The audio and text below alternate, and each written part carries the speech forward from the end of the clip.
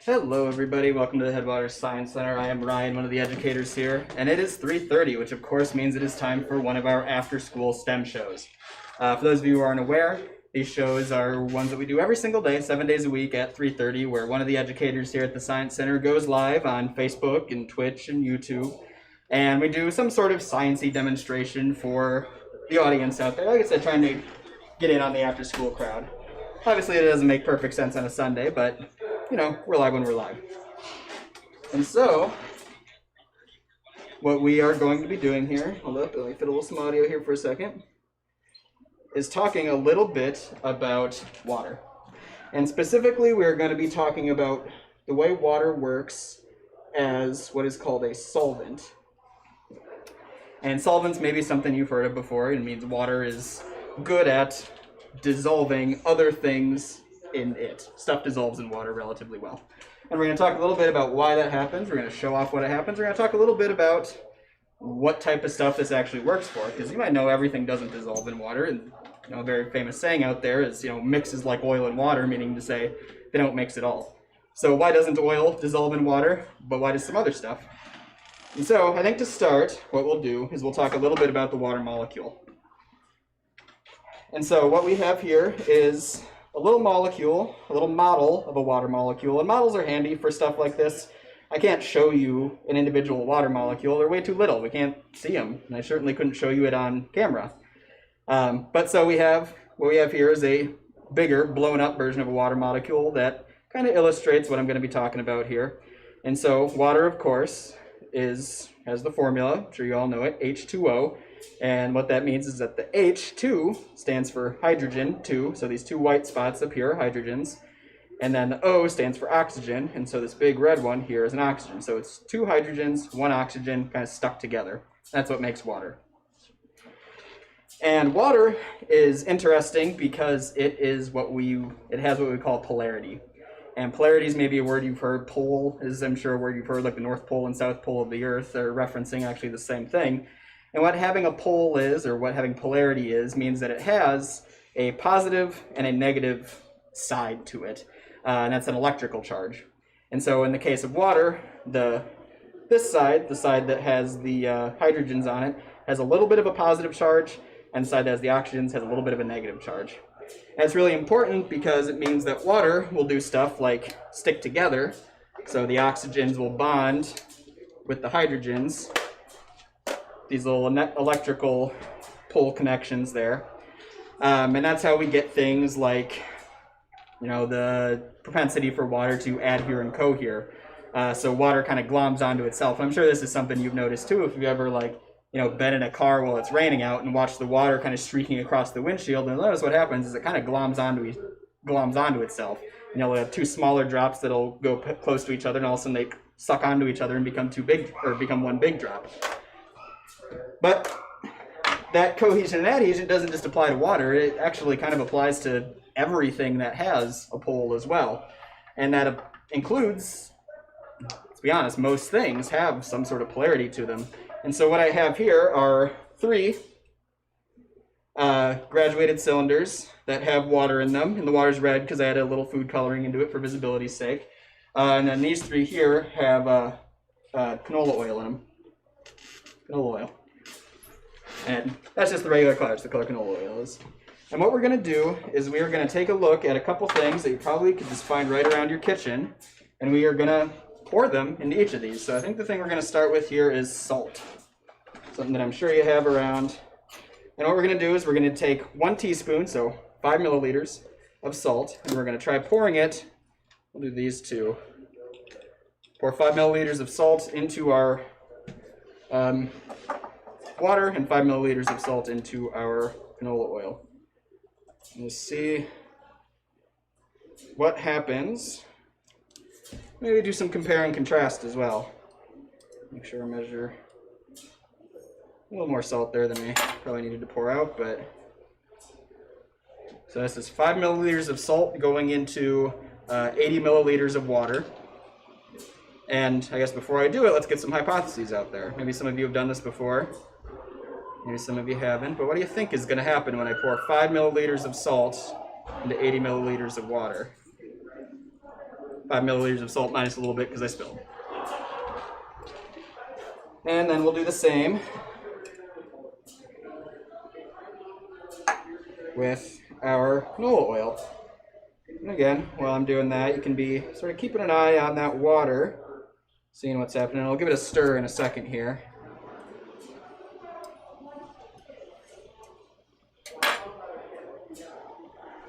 Should have brought a funnel out with me so it'd be easier to pour into these graduated cylinders. Alright. So we now have successfully put 5 milliliters of salt into some water and 5 milliliters of salt into some canola oil. And maybe you were able to see there what happened is, at least initially, most of the salt kind of sank to the bottom. And so I got a little stirring stick here. I can try and stir this and kick that salt up a little bit here.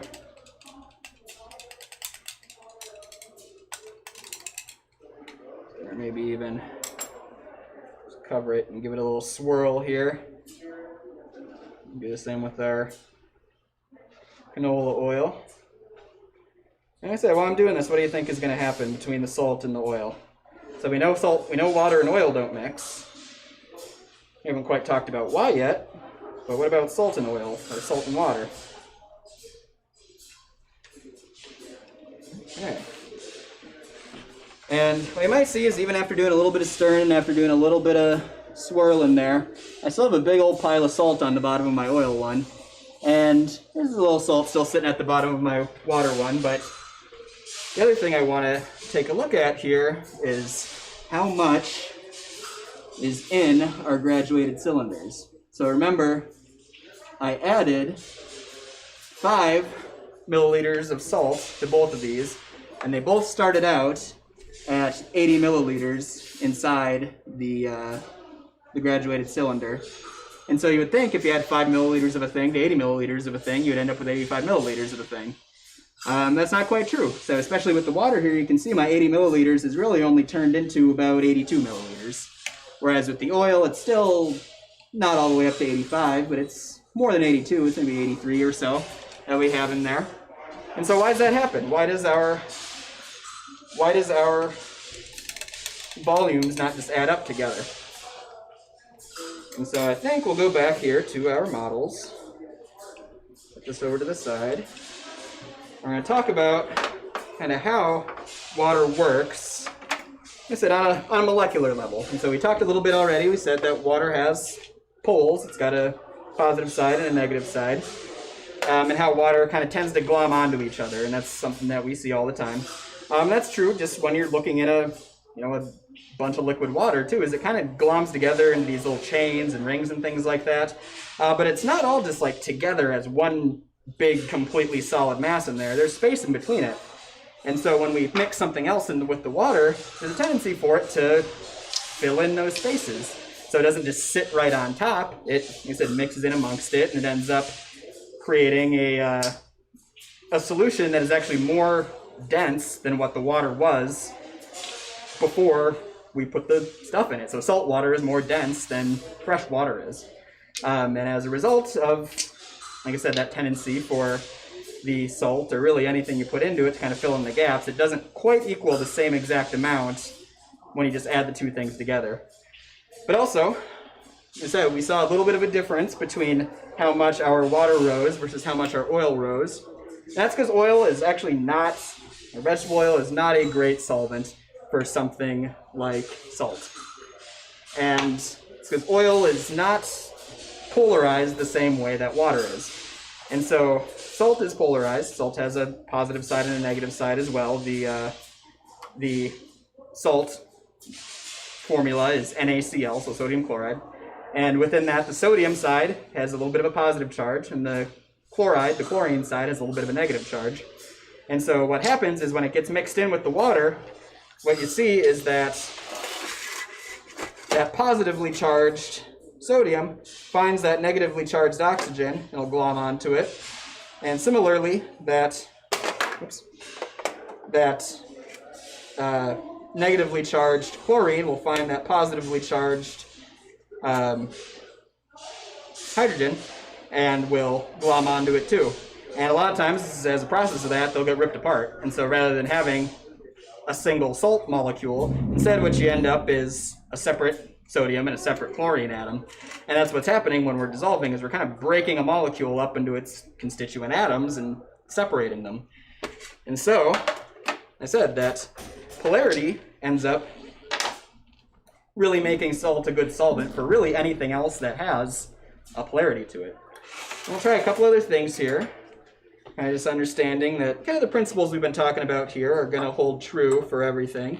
We'll test it out with a couple other things you might just have around your kitchen. So I think next up we will try some sugar.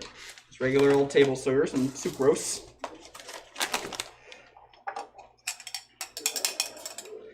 And I couldn't find 600 milliliter graduated cylinders, so this time we're starting out at 20 of our oil and 20 of our water. We're going to add the sugar into it. So we saw what happened with the salt, where for both of them it didn't quite equal out to, our volume of liquid plus 5. Do we think that's going to hold true for the sugar?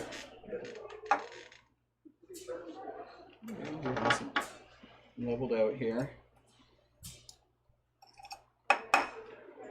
This is going to be even harder for me to actually pour it in. In fact, maybe I'll do this.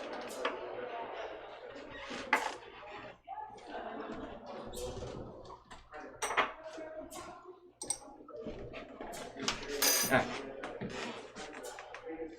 So we're going to go, how about we do the oil first this time, since we did the water first last time.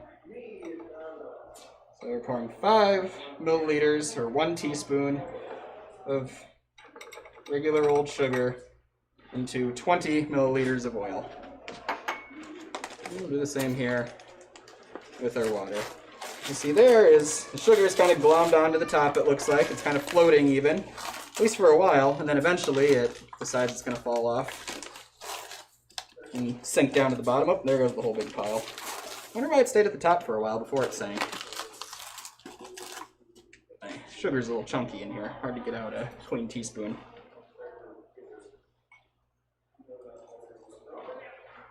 Oh, oops. Okay. Alright, I'll try the same in the water. And so it looks like in our oil, pretty much all stayed as visible crystals of sugar, and it all just kind of sank to the bottom after a few seconds.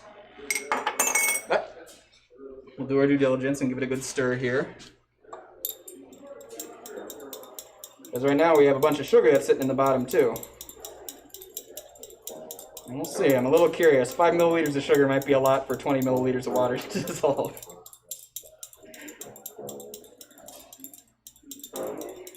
We'll stir and we'll stir and we'll stir and we'll stir, and there's still some sugar at the bottom of it. But sugar is one that I'm sure a lot of you have tried dissolving at home and seen what the results are. I don't know if you've ever made a pitcher of Kool-Aid or mixed up some of the home like powdered Gatorade mix. This is basically what you're doing. And of course, if you've done that, you'll see that once you stir it for a little while, sugar does in fact dissolve in the water.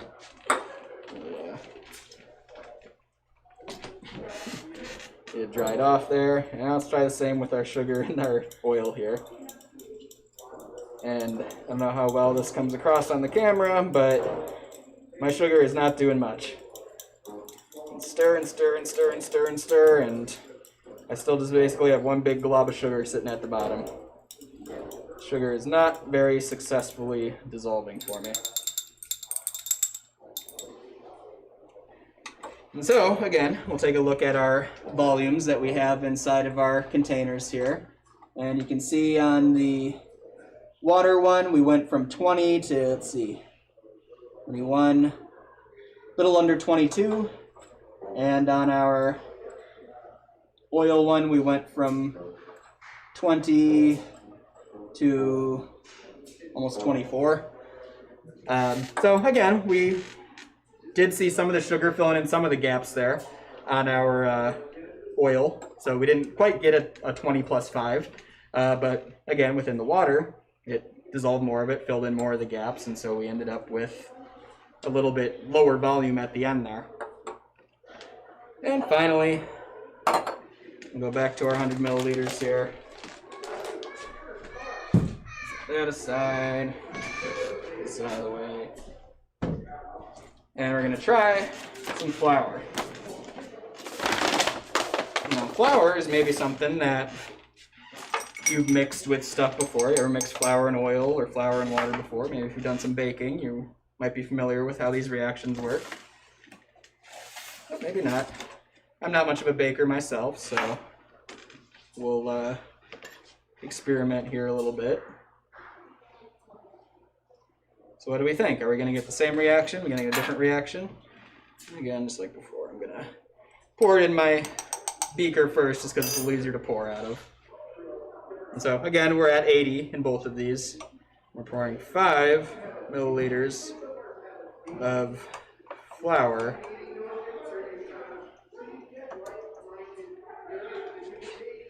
And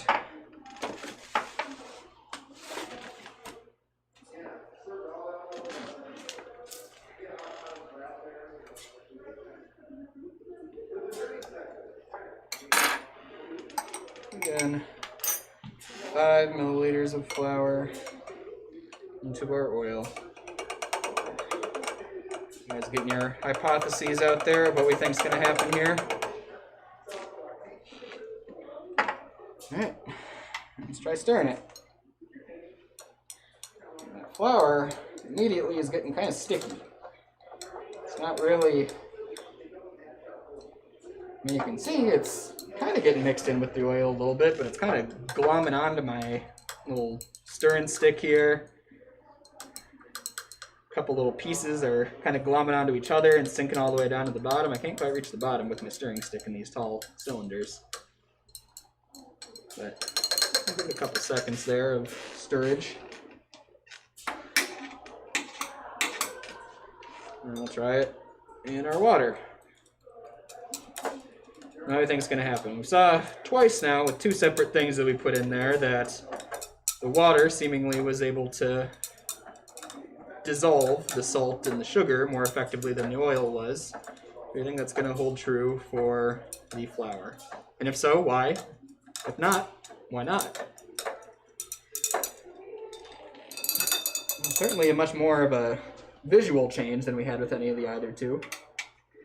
But let's see. Like I said, just looking at it, our red water has turned into kind of a pink milk-looking type of substance, and similarly, our oil has kind of gotten kind of cloudy too.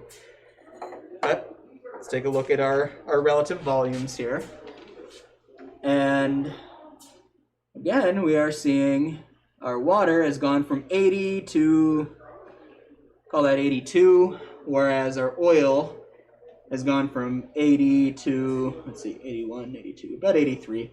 So just a little bit more in this one.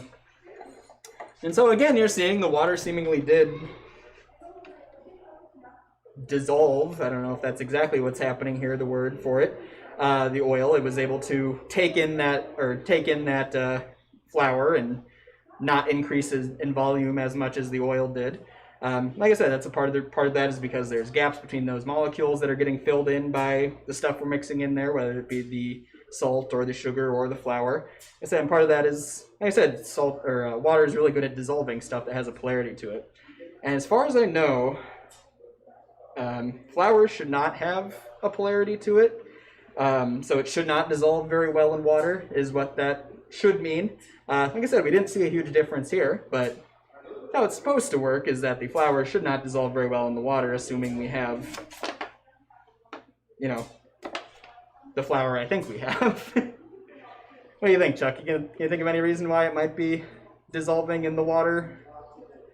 Because flour is a little different. Like I said, flour should not at least have a polarity to it for the atoms that make up that molecule to get ripped apart, like it does with the salt, where we have one end that gets stuck to one part of the water and one end that gets stuck to the other part, and they get ripped apart just in the bouncing around that water does when it's in its liquid state. I think the flour forms a suspension, and to some degree fits between the molecules of the water, Yeah, there's probably an element there where it's fitting in between without actually getting dissolved too. Yeah. So if we let this sit, what we might see is the flour fall out of the solution basically, and we are seeing that already, where you can see it's getting darker there at the bottom. Right. So that would be our flour coming out of solution there and sitting at the bottom, and it's a little bit more dense than the water is, so it sits right down there. So even if it's not dissolving it, it could still be mixing in different ways. But I think that about covers most of it. Talked a little bit about solvents. We talked about why water is so good at dissolving things. We talked a little bit about poles and polarity, positive and negatively charged molecules, or really anything. Like I said, the Earth has poles to it. The Earth has a polarity. Then it goes all the way down to things like I said, a single salt molecule or single water molecule of polarities too. So hopefully you guys thought that was interesting. Tomorrow is Monday, and Monday is probably going to be Lee, I assume, doing a probably watch party type of thing. So if that sounds interesting to you, I don't know what type of video he's going to put up on there, but I'll be watching.